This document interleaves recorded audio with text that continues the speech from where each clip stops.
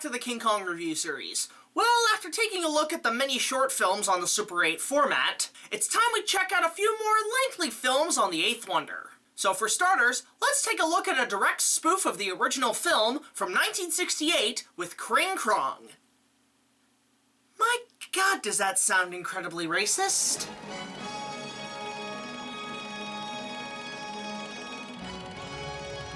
Taking place in the 1960s in San Francisco, the film follows a passionate filmmaker and his dual companions planning to set out to find the mysterious Chevron Island to discover and film the legendary Kring Krong. But first, the director must find a girl to spice up the movie because Jack Blackface. Lucky for them, a young girl comes running into the scene and joins them on the adventure. Upon arriving on the island, they come across a cardboard cutout wall and a single broom-sweeping native. But it turns out the crew are the ones who staged the sacrifice as they tie the girl to a candy cane altar to film a few scenes, until the title-spoofed giant ape emerges from the jungle and steals the girl away. After encountering a set of Gumbysauruses, the crew save the girl and capture Krong Gwangi style, shipping him back to San Francisco. But the giant ape escapes from his shipping containments and goes on the loose in the city, only to climb a random building with the girl in his hands. And of course, this leads to the iconic finale where he battles the planes to defend his only love.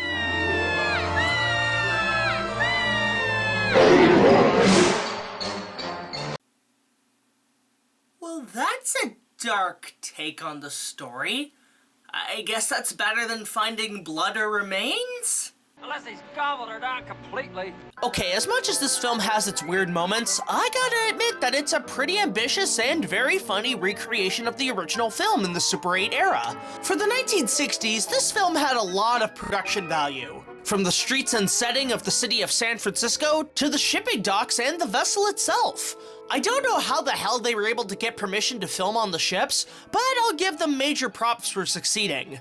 The island sets, while cheap, are really fun to look at. The wall, while a cardboard cutout, is well put together and painted. Honestly, the only thing that kind of lags is the miniature jungle backgrounds, which look like it was done by a 4-year-old with crayons. The stop-motion puppets are not half bad most of the time. While most of the dinosaurs look like clay leftovers from the Lost Continent, the T-Rex just looks silly. Hell, it doesn't even look like a T-Rex. It looks like if Baby Bop had a three-way with Frog and Toad and spawned a weird fuck baby. Oh, Christ. Oh, God. But of course, let's talk about Kring Krong. The puppet itself is silly, of course, but it gets the job done.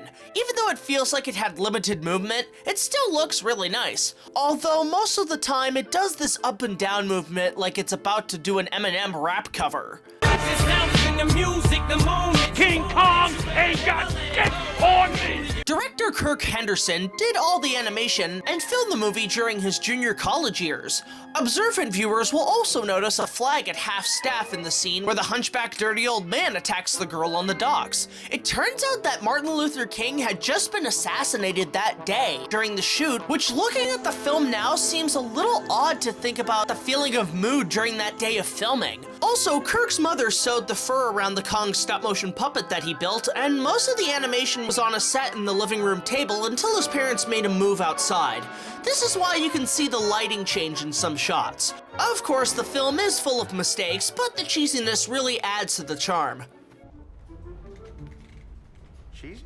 Finally, there's the comedy, which for a lot of the time really works and had me chuckling a few times. The film relies mostly on visual gags given it's a silent film, and for most of the time the jokes land pretty well, and while the twist ending is pretty disturbing, it did make me laugh quite a bit.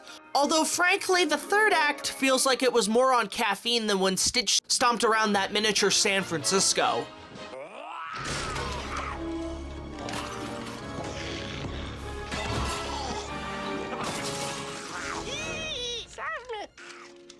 Caffeine for you. Overall, Kring Krong is an okay spoof of the original. It's got some decent production design and some cheesy stop motion to hold you over.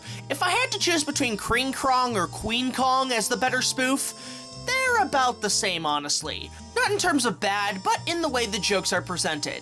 And with that said, I'll give it a 6 out of 10 just to be safe. So while Kring Krong was more of a spoof of the original film, next time we're going to be taking a look at something with a little more of a serious tone. So until then, I think I gotta find a shortcut to get these things out faster.